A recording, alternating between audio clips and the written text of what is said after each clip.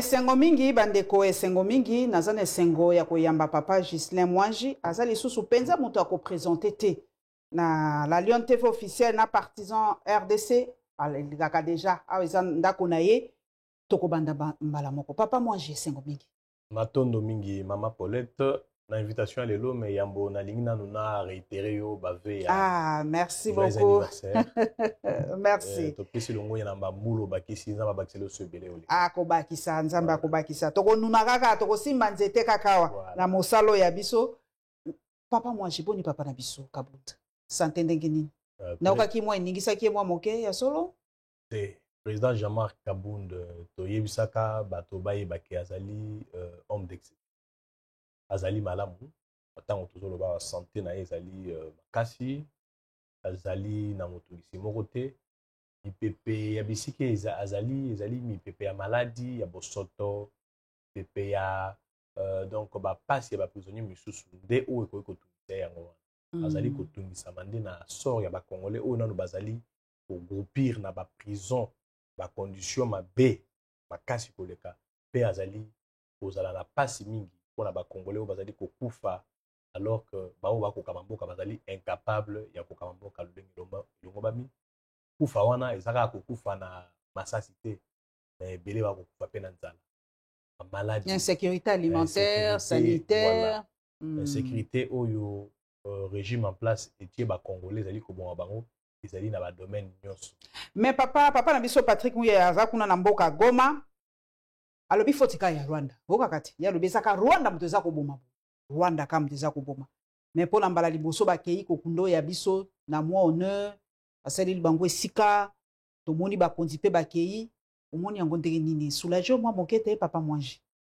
cette fois-ci on a quand même considéré nos morts biso epesi biso kanda koleka epesi biso kanda oyebi même bamusicien bayembaka yango toujours okomona moto aza na bokono moto azobela maladi esengaki ntango mosusu 200 000 francs azokoluka lisungi azali kobelela bosunga ngai nazali na insécurité ya bokono nazali na insécurité bisika nazali mais bozosunga ye te mais soki akufi bomimisi bambongo ebele bosaleli matanga ya kafumba alors c'est pour vous dire que gouvernement congolais tout comme ye ko ministre Moyaya na ba ministre nyonso bakei elongo na ye kuna bakei kolela te bakei nde koseka bandeko na biso bakufi je ne pense pas papa Mwangi vous êtes trop radical non, je vous le dis maman Paulette Kimuntu biso oyo tozali na bandeko bakufi parce que tozali na bandeko o bilenge o toyokaki bakotaki mampinga sous régime oyo to encourageaki na bandeko lobaki boya kosala lekolo boza bilenge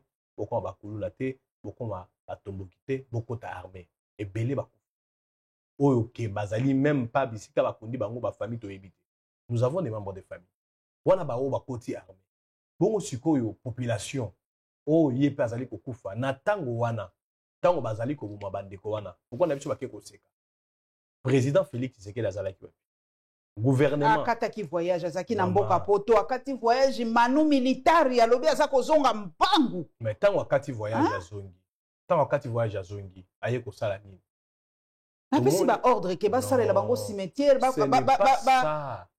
azwi bafe banini bapri nyonso ya baobsèque nyonso azwi nyonso na maboko ça peut se faire au niveau ya ministère ya affaires humanitaires affaires sociales ministère wana ezali omoni mama Paulette ekoki kosalema obe na niveau wana mais na niveau aye commandant suprême de forces armées congolais président de la République ye oyo asengelaki lokola azongaki bongo toyoka akotisi réunion monene mpona sécurité ya mboka aconvokaki conseil supérieur à défense est-ce que il y a en terme ya donc pratique en terme ya pouvoir na ye est-ce que asali esengelaki ye kosala po te ya solo bayeba bango na bakoteli biso awa babimelaki awa sika awa topesi mitindo ya sika po tobomisa lisusu bato c'est ce que je dis que baoyo bakokamba peuple congolais baza koseka ye baoyo bakei kuna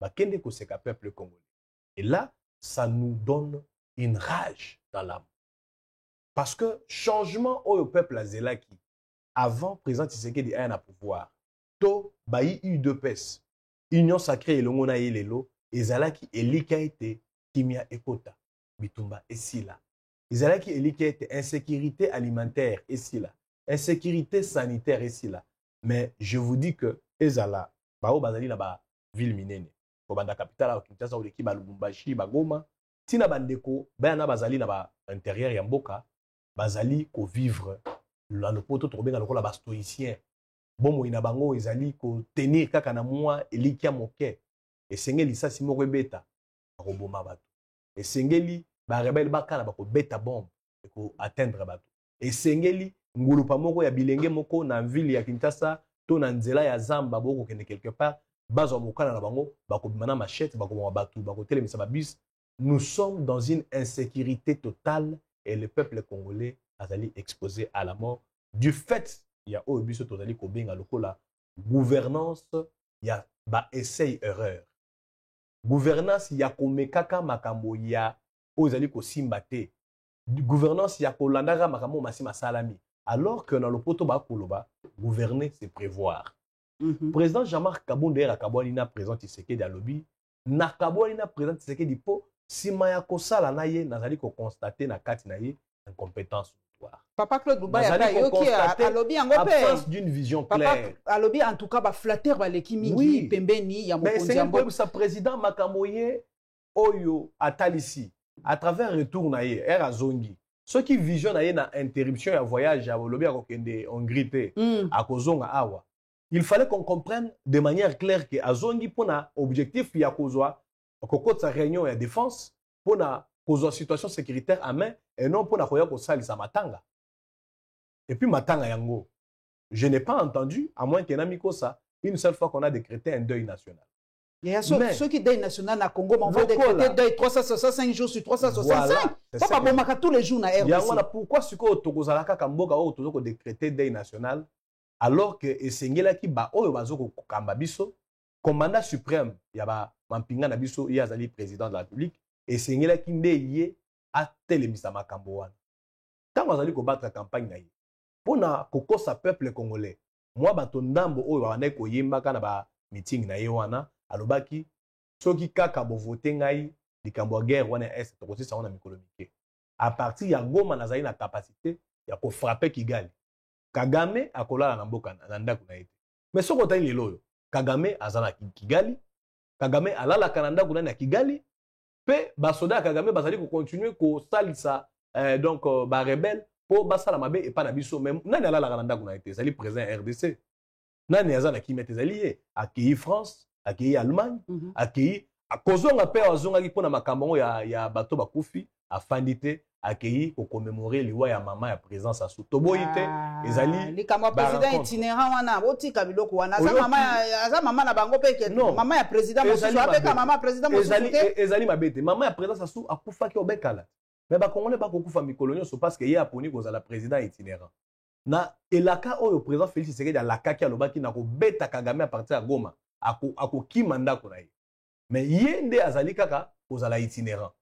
Donc quelque part lelo oyo tozali komituna nini penza ezali kolekana na kati ya ye moko mokambi ya ekolo na biso yango moni na ngambo na biso ya Alliance pour le changement tomonaki ezali danger au sommet de l'État.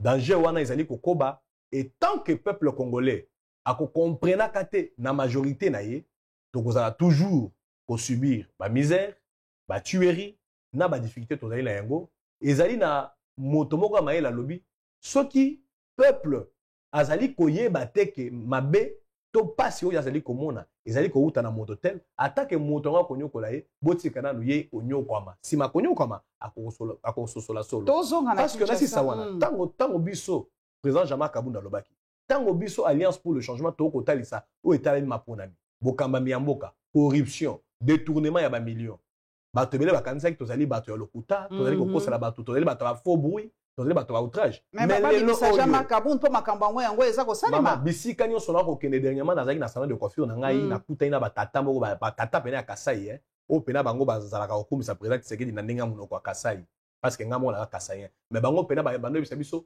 te ya zande ko na biso tant que azawana ata bomati bokito kokumisa kai ba bisinga bolimbisa biso Kabunda avait raison mboka totika kolanda bakonzi na sentiment tolanda bakonzi na tribalisme te tolanda bakonzi mpona monoko ya mboka te tolanda bakonzi mpona mayele oyo bamemi offre politique oyo bayi nango mpe totala mpe bakonzi oyo basi bakonzi biso estce azali kokoka to akokoka te na ndenge mboka ezokende régime en place bazokoka te situation sécuritaire ezali pasi tozonga na Kinshasa. Yves Buya anapesi ye mbote mingi. Yves Buya yebisi biso alobi citerne ya monene ya minoterie mino Congo ewuti kokweya ebomi ouvrier ya usine moko mwana moko ya 6 ans na mwasi moko ya mwa mobange.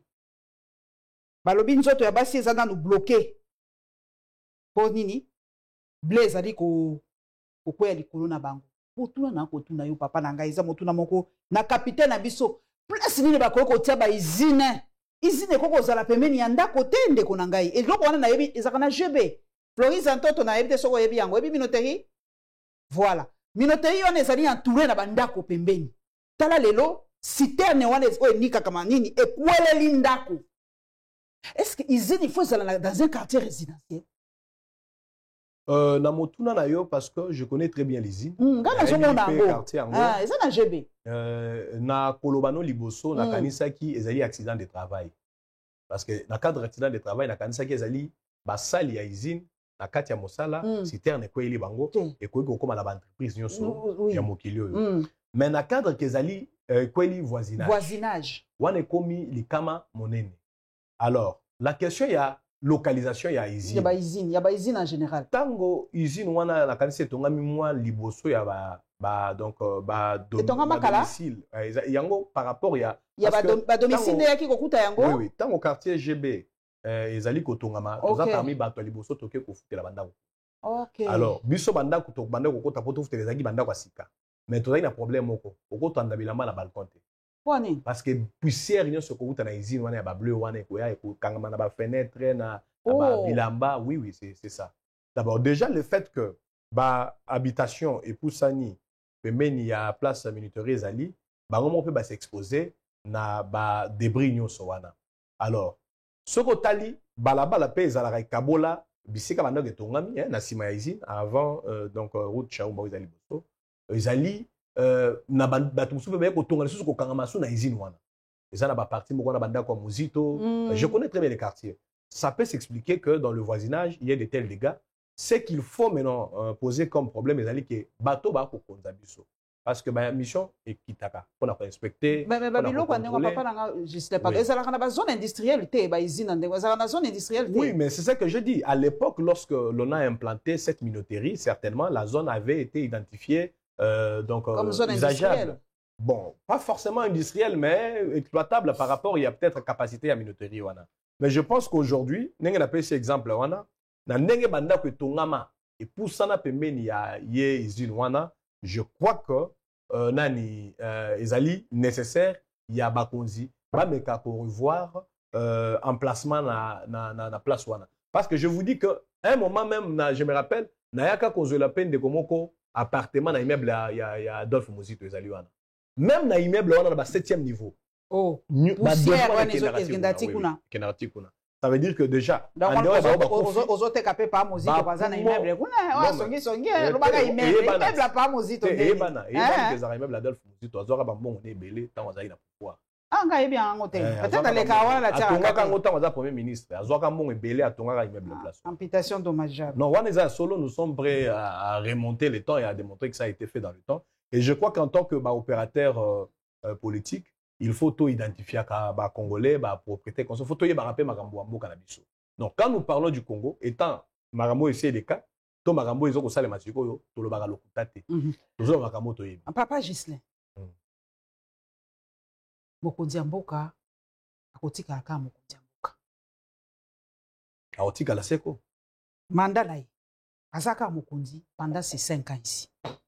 Bato balobi Mokonzi natanya we papa Claudel Lubaya ba flatter baleki mingi to bazo kosa ye balobi Mokonzi akomi lokola déconnecté na réalité ya mboka ngali na tuno est-ce que penza papa na biso Kabundu abandaki penza ko yebisa Mokonzi vérité ya solo yango la balongola e pembeni na ye to ndenge nini. Mais question na yo tunyongo mutu malamu nazali porte-parole ya président Kabund. Nazali moko ya bato yo na yebi ete président Kabund na président Tshisekedi bazalaki kofana ndenge ngana tosololi boye. Caméra ezalaki te mais bazo kosola matali mboka.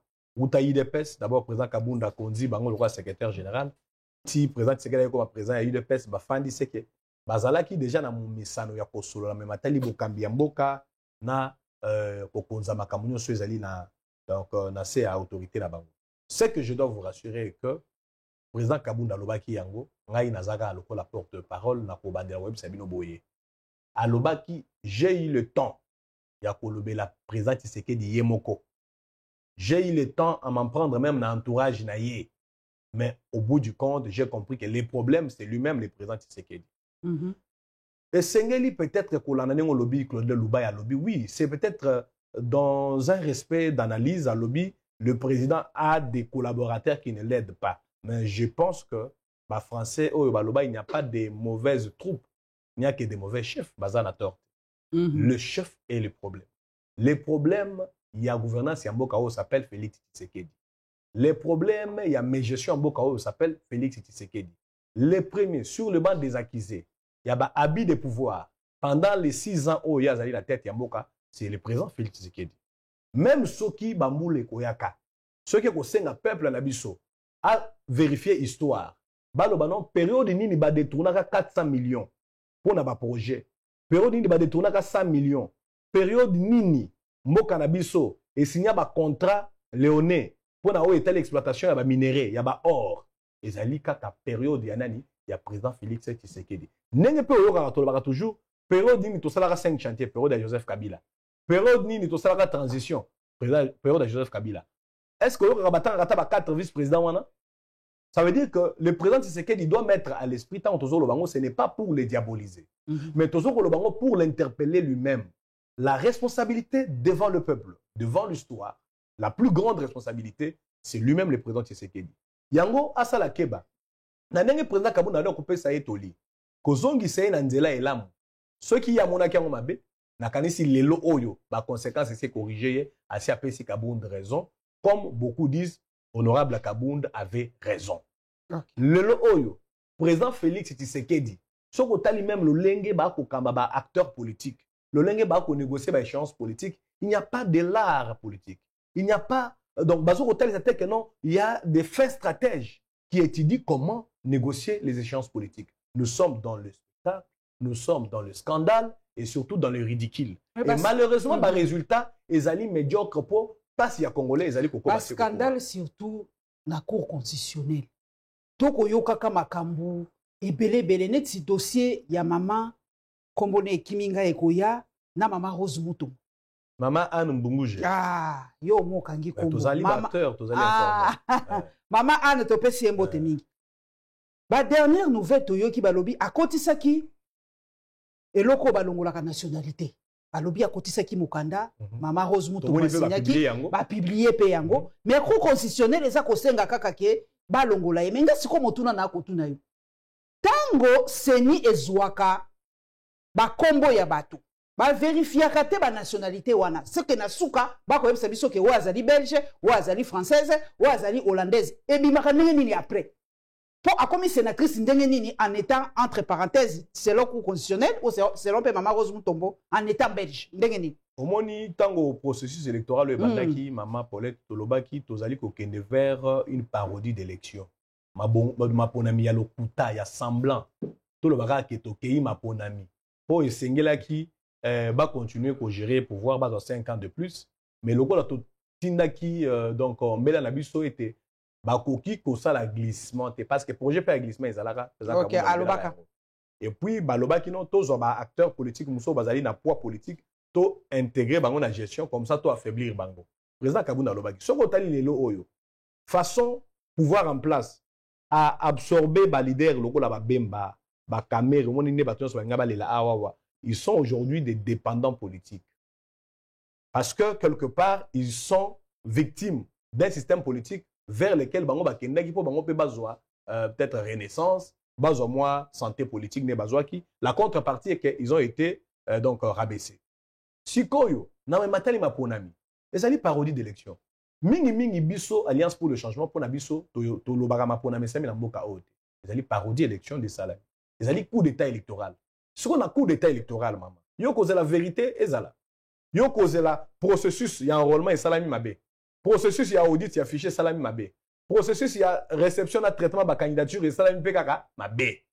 Les alliés kaka tête pour le candidat mon candidat mon candidat cause na problème ya nationalité. Plusieurs candidats d'après certains rapports ont des problèmes de nationalité. Mais pour Nakawana, bien que le processus soit électoral, les alliés vont concerner bisoté. Bien que pour Nabiso, les alliés miibi, bazali ko funda na bango miibi. Parce que le processus soit na sur bato sur côté na processus électoral oyo, bazali ba complice ya muibi ou salami na maponami. Et zala ba députés nationaux, ba députés provinciaux. Ce sont des complices. Nous on les appelle un conglomérat de conspirateurs contre la démocratie. Tous ces gens, les lobabimi, les municipaux, les députés, ce sont des conspirateurs. Il y a des conseillers municipaux, maman. Florine, Zanto, tu as pensé à moi, tu as dit, tu as enquêté à quelqu'un.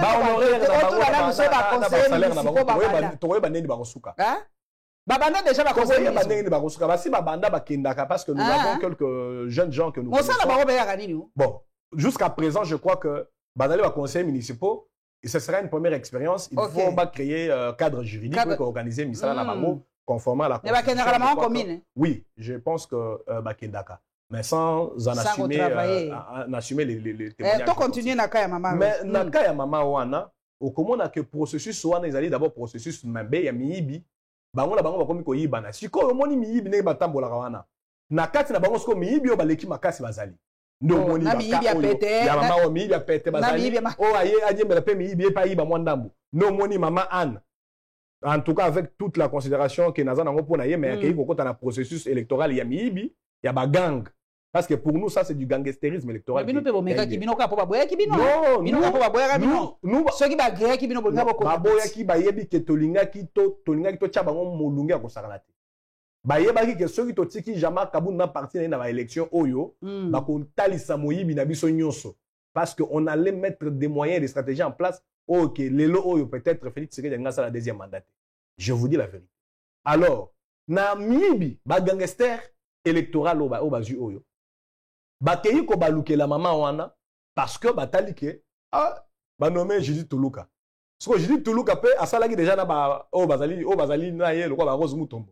Mais la plupart ne reviendront pas au gouvernement. Babotika la nenge balobaka sans statut. Ya baso wele la wera ko tana na Sénat ko tana obimi député ce comme na diembe la tana ki Sénat baloki batala tala mama wana mbunguje elle a brandi un document où elle recouvrait qui nationalité na ye régulièrement.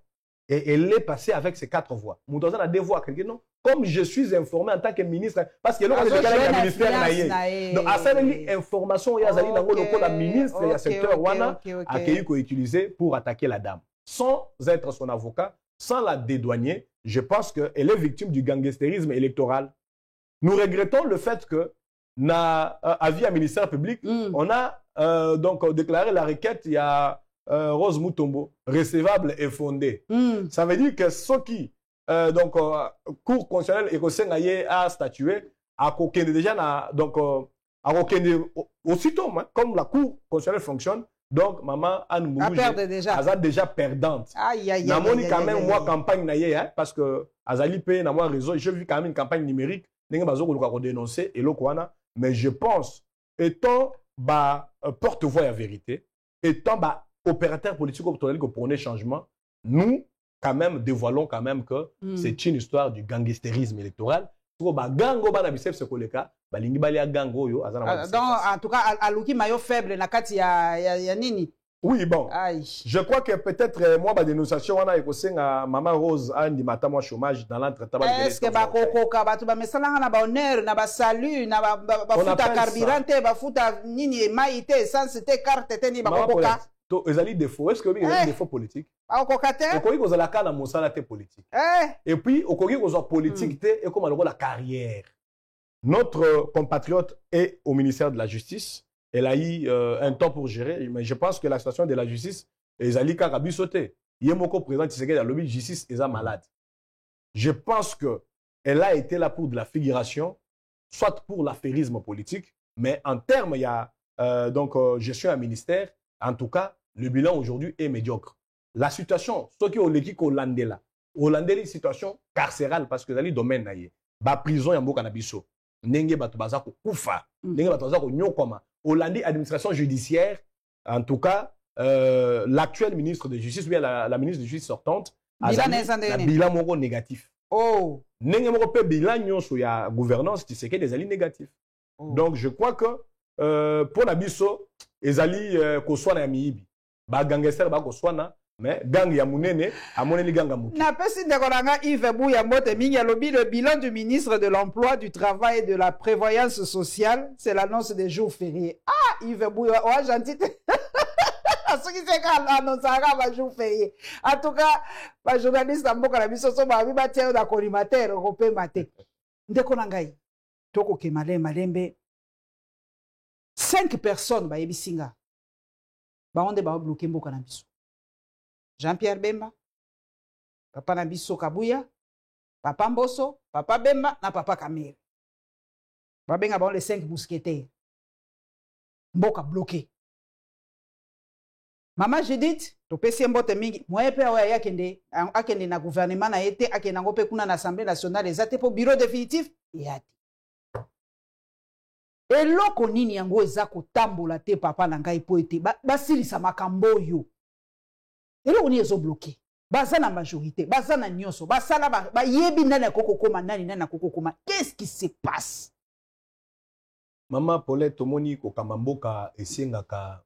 Non, boza ko sabiso ta boza en opposition ya bato IDPS, manda ko sabiso hein? Ouais, bango bato IDPS. Ah, boza ko sabiso parce que papa se bino ko konzi, boza ko kalisusu te. Na lobaka na bino ngana za muto IDPS te na sekala pe boza muto IDPS te. Mais je reconnais que Jean-Marc Azana IDPS. Non, Jean-Marc Azalaka muto IDPS. Mais ngana za na Jean-Marc tozali Alliance pour le changement ngana za muto IDPS. OK. Merci de la précision. Ko tango mingi te na katakaka na tikala kozala muto IDPS te. Ceux qui en tout cas, bino bapanzisangoko qui n'est même na RTNC, au moins na débat contradictoire na émission des sons de cloche. Moi, je faisais affront na bato IDPS, donc j'appartenais à un autre camp. Okay. Alors, je ne vais pas me perdre dans la passé. Voilà. Maintenant, présent, avec la nouvelle offre politique, Alliance pour le changement, sous le leadership éclairé et honorable Jean-Marc Kabou. Au comment on a que, et là, vous allez festiger les lots. Le président Jean-Marc a réussi à donner au président Tshisekedi ce qu'il ne pouvait jamais avoir. Un basculement politique, historique. Genève. Non. L'union sacrée. C'était FCC Cash, FCC Azalagi dominant. Et puis, Cash Azalagi. Non, parce que Banda depuis signature à Genève, le président, oui, même quand Banda à Genève, c'est une chose. Nazongi a rendé la gestion des ambitions, la gestion de la majorité. C'est pourquoi je suis rentré à l'historique. Il y a un même si vous avez dans FCC Cash, les négociations étaient menées, les Kabou et là n'étaient pas là. Ce sont des apprentis politiques. Au moment que Jean-Marc a négocié avec les FCC, Nabato, Bazaki, le roi la Simane, le roi va mettre Jean Baudouin Mayo et les autres. Les négociations se sont passées avec beaucoup de respect. Vous avez senti que Batouba qui négociait Makamou Mboka. Et puis il y a eu des résultats, le gouvernement Inunka Bebimaka. Mais quand il y a eu des dissonances, Jean-Marc a dit bon, en tant que stratège, et là on est trouvé comme ça, à consulter peu député, nous sommes prêts et à soutenir le président Félix à réussir le mandat. Nous, monaki, autodétermination à député, nous sommes basculement à majorité. Et Salamaki, d'une manière politique, tant que Salami, avec le président Jean-Marc, les ambitions, il y a une nouvelle majorité. Et ça qui très bien géré, sur Otali, aucun député ou sénateur, ou à qui FCC, pour s'autodéterminer, s'autodéfinir, membre de la majorité présidentielle, à Tikala pour se plaindre. Est-ce qu'il y a un spectacle, tel hasard dessus, main d'hasard dessus? Tout le monde a été valorisé. C'est ça l'esprit démocratique. Et là, ce qu'on va vivre, c'est quoi avec l'union sacrée, parce que le président Kabounda Salaki, ils ont une union sacrée. Et qu'on a aidé Mboka avec Ndeliboso. Mais tant que bango bazongi si mouyibi na kati, ba détournement de fonds et mati, ba donc immaturité politique et koti, ba tâtonnement, ba essai erreur et combien belé, président Kabounda tiki bango batika na union salité. Ozomona, o etika liwana makamoma ko salema, mais ça fait la honte, c'est sale. Okoki kotala les gens qui sont des intellectuels. Express politique, il y a mon amour à Jean-Pierre Bemba, Vital Kamere, Bahati Lukobo. On ne peut pas aujourd'hui réquiser leur expérience politique. Mais comment ils peuvent aligner dans un bureau, alors que constitution lobby, règlement intérieur lobby, dans un bureau, 3 personnes basali dans la même zone linguistique. Yemoro Vital, Mouton Est, Bazou sous moi, tu le kobo. Babakisie, vous voyez? Et puis de l'autre côté, ça veut dire qu'il y a déjà un déséquilibre sur le plan géopolitique.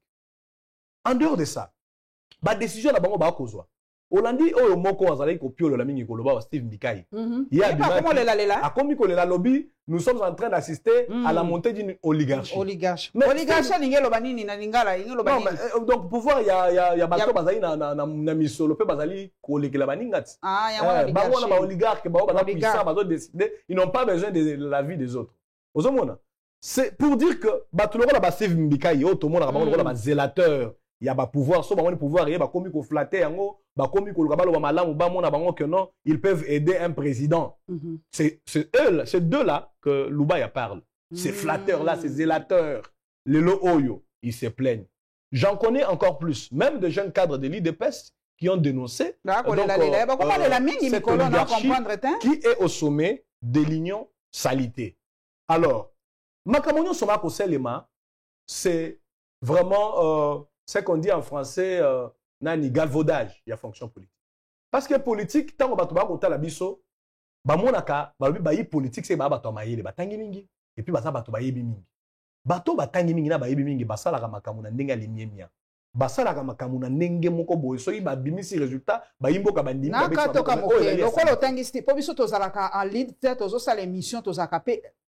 Na Twitter na X poto e baka information la ministre Mika Ochotanga sikwa lobi nenge toko tourner émission yo ABC biso ba député na salle spectacle bazali ko signer pétition pour na ko suspendre temporairement bureau ya honorable Mbosso pour na conflit d'intérêt conflit d'intérêt et pour avoir constitué illégalement la commission de traitement des candidatures sans passer par la plénière. Les députés nationaux ont décidé de saisir le Conseil d'État pour obtenir l'annulation de tous les actes administratifs illégaux posés par le président du bureau d'âge et par sa commission partisane. Les députés nationaux demandent aussi au chef de l'État, haute autorité de référence de l'USN, d'intervenir pour remettre de l'ordre dans la famille politique et mettre fin à la confusion créée par le présidium pour des intérêts égoïstes. Steve Mika Lobi, ça ne va pas. Neni Mbosa Rosa, Yemoko président du bureau d'âge, Yemoko a créé commission. Mais quel désordre, imaginez vos opérations. Donc, vous allez la bino bato désordre dans Dakar. Maman Paulette qui mouton so yebi sao le kamboya union salité. Non. C'est quoi ces histoires? Salité siko yo naba institution en boka. Ces gens n'ont pas de respect pour le peuple, parce qu'ils ne sont pas légitimes. Ce sont des élus fabriqués par un processus mafieux. Au Babengi élection en 2023. Où ils sont mis pendant une semaine avec des machines à voter à domicile, avec des résultats annoncés de manière aléatoire. Pour la Kotali Sabosolo était union en union salité. Rien de bon ne peut sortir. Peuple congolais attaque au Basili si Tokosa la élection, Vital Kamerhe représente l'Assemblée, Tokocha bureau, Tokosil Samaramunabiso, Oyoka, Kabuya Lobakini. Nakosenga na acteur politique ya union sacrée, Total Isako soit na nabisote, na miso ya Batokosa la Sony. Vous comprenez que ces gens sont en train de vous faire des aveux d'une aptitude politique et le peuple congolais les regarde. Le peuple congolais s'engagé à Kangabanda Lelo.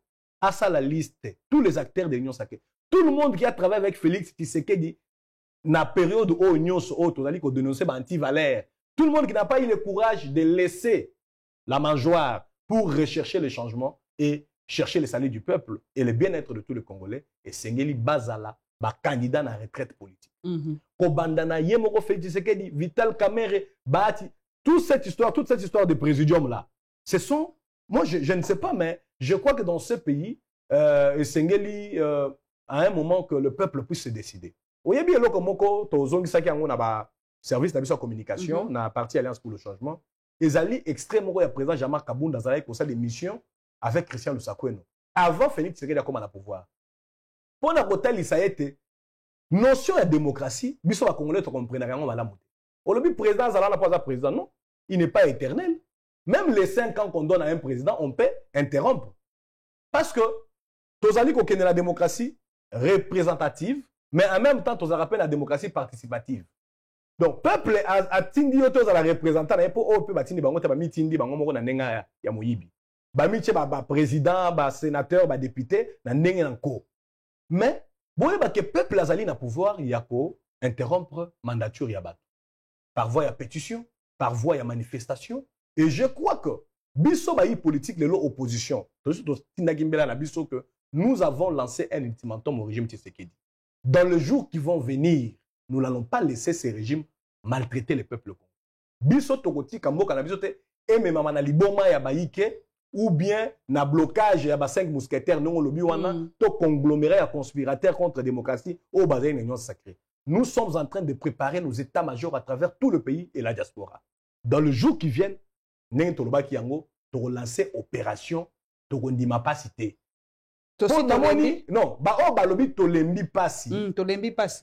Bakolemba moi mingi pe ebele ba kufa. Il faut que telemisa pasi wana. Le peuple a le pouvoir de stopper le deuxième mandat de Félix Tshisekedi. Quel peuple quoi? Obi kenga solana bato mingi ya libanda balobi le peuple congolais est un peuple amorphe. Peuple congolais régisakate. Peuple congolais ndimaka nyonso. Lipe mata lobate. Maeza lata lobate. Courez ala lobate. Babito ndimaka nyonso. Peuple congolais azali victime na posa na yakimia. Peuple congolais so tozaka lokola ba peuple ya ba pays mususu mbele longo ka ba coup d'état bala nyonso longo ka ba armée ozoka o linga izala partout. Peuple congolais tala, rappelez-vous. Tant qu'on a lancé opération AREC, arme contre $100. Est-ce que mon Congolais a bombé Munduki? A mis ça qui a payé. Congolais tant Kabila Joseph a signé dialogue intercongolais. Est-ce que Baboué n'a pas obazagi na bitumba batika qui toqué dialogue? Le Congolais a toujours été prêt pour une compromission au nom de la paix. Je pense que même Bissotan autonomie gouvernance il y a Félix Tshisekedi oh il y a deuxième mandat il y a fait accompli. Ba ken biso na maponami lokuta ba lekisi ba député ba sénateur à lokuta. Nous avons dit, Ezali, compromis, il y a histoire politique, il y a Mboka Nabiso, mais nous sommes en train maintenant d'engager une nouvelle lutte pour que Maïmakoya et ça ma bonté. Mais nous sommes capables aujourd'hui, parce que nous sommes des acteurs de la révolution. Jamar Kabounda a lancé une révolution. Ce n'est pas forcément une opposition. C'est une révolution contre la dérive totalitaire et le régime Tshisekedi, contre la dérive totalitaire, il y a animateurs, contre les oligarques, contre les gabégistes, contre les nyonso oyo bazali comme mboka na biso obe na pasi obe na insécurité. Je crois que nous en tant qu'acteurs ou promoteurs il y a dépositaires plutôt il y a révolution wana ninga na lobaki nous sommes en train de mettre toutes les stratégies en marche pour que kalamingité to sangisa tous les Congolais aient pris d'esprit révolutionnaire. Mikolo Ekoya révolution et ça passe hein? Non, le peuple va assumer la révolution démocratique. Parce que biso toyebi ko mema mindu kité, toyebi ko beta masasité, toyebi ko kota zambate. Kaka na Kinshasa awa. Kaka na ba ville nyonso na ba province awa.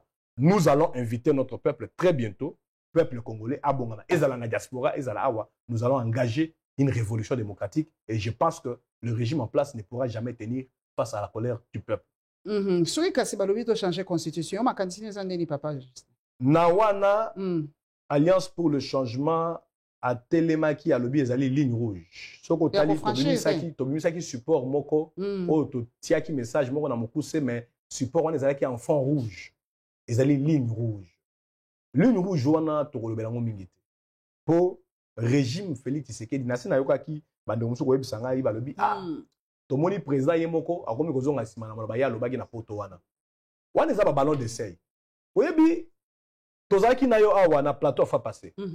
Otuninga lobby mais toki kabu ya lobby mandat oyo ezali mandat ya Félix Tshisekedi ya sukate na yebisaki bino ke soki kabu ya lobby boye bazali na likanisi moko bazana nango na sima ya bongo.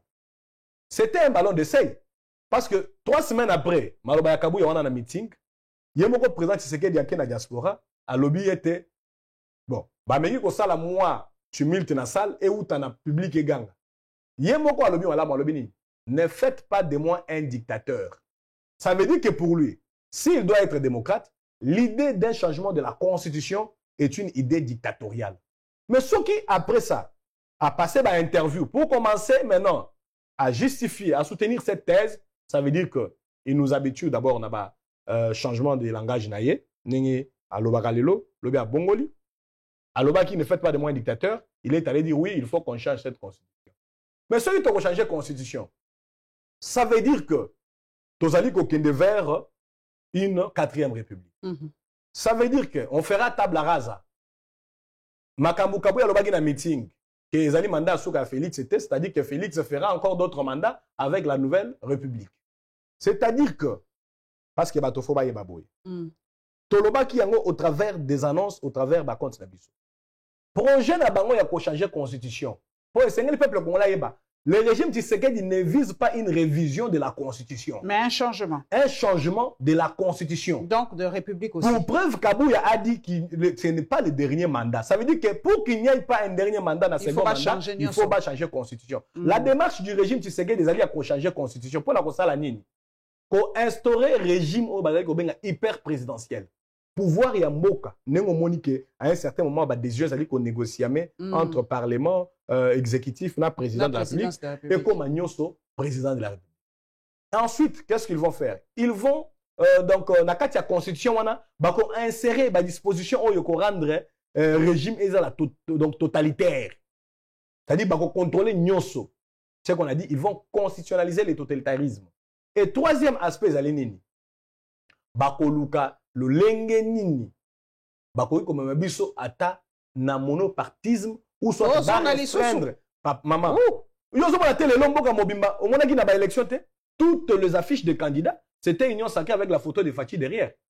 C'est ce qu'ils voudraient faire lorsqu'ils auront cette brèche.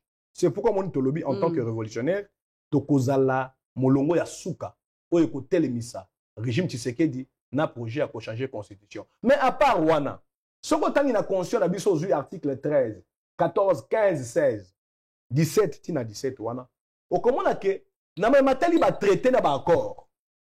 Gouvernement a ko signer. Président de la République a ko signer. Na ba procédure ou sengeli et ko leka. Surtout ce que le président signé même gouvernement après avoir informé le parlement. En dehors il y a ba procédure mususu c'est la ratification. Mais dans toutes les trois possibilités il y a ba accord wana na ba traité. Ceux qui, Congolais, tu juges que les alliés contraires à la Constitution, on peut saisir la Cour constitutionnelle et suspendre ces accords. Mais seulement, ceux qui changer la Constitution, l'accord où ils allaient signer, je pense que c'est l'article 14, et cause quota d'application. Mais vous savez que le régime Tshisekedi a signé des accords sur les minéraux avec le Rwanda. Est-ce que vous savez que le régime Tshisekedi a signé des accords sur les minéraux avec des entreprises des Émirats arabes? Sur l'or avec Sakima et consort. Oh, moni honorable, mon va déposer une question orale sur ces accords de joint-venture. Ça veut dire que même ceux qui ont accord wana, la qui super chérie ça y na kati. Et puis à un certain moment, tout le monde qui a violé le cadre juridique na biso avec une nouvelle constitution, ba kolenge la ndenge ni ba protéger ba accord na bango parce qu'ils ont déjà des intérêts garantis dedans.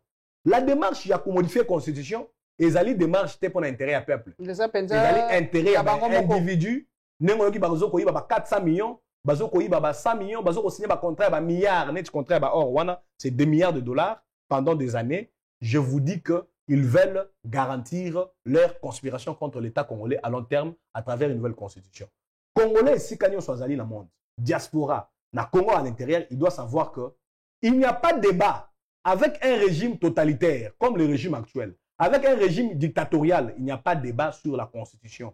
Même ceux qui, de manière rationnelle, ils ont une disposition, ils ont conscience que Sengeli, tant que Sengeli, comme Mekola, Toko Bongisa, mais Nabato, oh, basi baboto le biso pouvoir union au travers ma ponamia lokuta, ba mi imposer. Mais ils vont faire tout ce qu'ils veulent. Et lorsque nous allons manifester, qu'est-ce qu'ils vont faire? Ba repère ça ba machette na ba nani force du progrès. Ba kozo même ba élément il y a la police n'enga ba sala ba lati ba polo ba bani ko attaquer biso. Nous, le parti Alliance pour le changement, nous sommes le dernier rempart de l'opposition, du contre-pouvoir dans ce pays. Toyebi méthode ya pouvoir, toyebi méthode ya IDPS, toyebi ba projet na bango nyonso. Ndaki sa président Jean-Marc Kaboun na discours le 18 juillet, asa talisa ki nyonso etalemi mapona mi lokuta. O etalemi ba détournement de millions. Yango bakangi ye. Pona nini alobate. Mais bakangi Kaboun, bakangi biso ba congolais te, pe biso ba otoko tambola na ete. Yango wana tolobi to ya ko solo la pona ko sa peuple congolais. Le plus essentiel que le mandat actuel, dès qu'il pose problème, va révolutionnaire, va côté les mélaba konzi, yango to télé misa bango. Donc gouvernement ma matali constitution, tokotika yango te eleka atamukete ekolekate. Si il faut qu'il marche sur les cadavres des Congolais, ils vont marcher. Gouvernement ko bimakan de konangai. Wana yano ya liboso etalingate. Et yano ya mi balé gouvernement wana ata ebimité. Et ça fait l'autre. Et ça les logoté ko songa peuple congolais te. Donc, la continuité, il y a incompétence, il y a manque de vision claire, il y a gouvernance, il y a faits accomplis, il y a essais, erreurs. Dans continuité, il y a détournement de fonds. Ce qu'il faut envisager avec les peuples congolais, c'est de renvoyer le plus tôt possible les régimes actuels à la retraite. C'est de suspendre ces mandats au travers des actions révolutionnaires, démocratiques et populaires. Merci, Papa Nanga Gislain Mwangi. Merci, Essengo Mingi. On dimara toujours invitation à Bisso avec galanterie. Merci, Mingi. Merci. Bon, likez, bon, s'abonner massivement. La Lyon TV officielle des Aponabino, partisans RDC Aponabino, bon, likez. Tout ça, comme ça, pour permettre à ceux qui sont Congolais, bas solo là, bon, yé, ba makanisi nabino. Na profiter pe kopesa papa nanga kabundu mbote mingi. Yebisa ina apprécié mingi na combat na en tout cas. Fidèlement. Le seul muto abimarate o abeli o ngunge suye toni na mitu na so jama kabunda salama na makila ndeni. Ya bela katendeni. Azali na makila ba héros. Abela atin. Azali lokola ba Lumumba. Espoir ya peuple congolais. Le seul abima asenga katabima. Bon. To yebite so ki ye penza dia kanini. Bon, mukomusu to koluka occasion to akotala papa Jean-Marc Kabunda na prison mais na banga. Na banga makala ko imagine. Ata ba ba intimider na sa ko banga. Na makala koti ku na tikali pe libela. Ko ba koti sanga kuna, ko kuna na sala mwa ba mwa kuna to fanga président. Ya solo. Na yebisi président kolengela ngai te lokola yo zali awanga la kozala to faina président apesinga mateya, apesinga mayele na makasi ne na bima na ngoboye. Donc ninge tozabo mutako bangisa moninga azate Congo eza yanga Congo eza mama Colette Kimuntu Congo eza bana na biso toko tikate ngulupa moko ya miyibi na ba gangster ba bebisa avenir ya mboka mobile toko mona na mbala sima. Bye bye. Paso.